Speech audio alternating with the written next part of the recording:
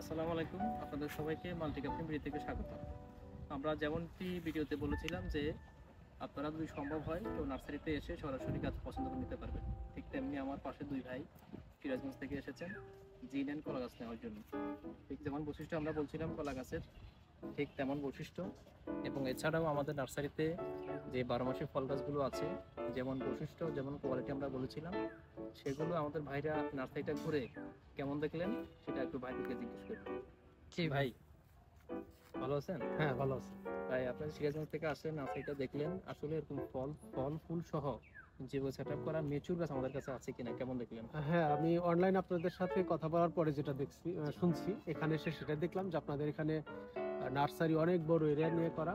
তারপরে বিভিন্ন রকমের ফলের গাছ, 12 মাসি বিভিন্ন ফলের গাছ এগুলো করা আছে, ছাদ বাগান করার উপযোগী আর কি। জি জি। ভাই আপনি একটু বলেন কেমন দেখলেন গাছগুলো? জি, আমরা যে পেজে আপনাদের দেখেছি, আপনার সাথে কথা বলছি, তো আমরা সরজমিনে এসে আপনাদের এই গাছ, আমরা যে জি9টা দেখেছি বা এটাও নিলাম, প্লাস আপনাদের বৃহৎ আকারে যেই এই নার্সারি আছে সবগুলোতে দেখলাম।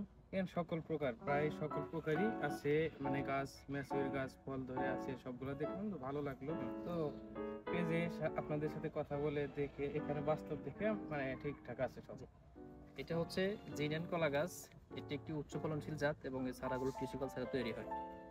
এটি কলা গাছ সারা বছরেই রোপণ করা যায়, কিন্তু এছাড়াও সঠিক সময় হচ্ছে জুন আগস্ট মাসে। এই সময় এটি রোপণ করা হয় 6 ফিট দূর দূরে, যেহেতু এই গাছটা ম্যান হাইটের হয় এবং এটি প্রতি কাঁদিতে কলার পরিমাণ হয় 200 থেকে 250 পিস।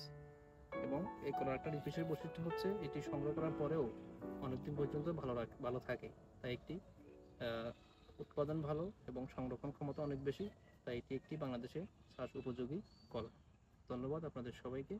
আসসালামু আলাইকুম।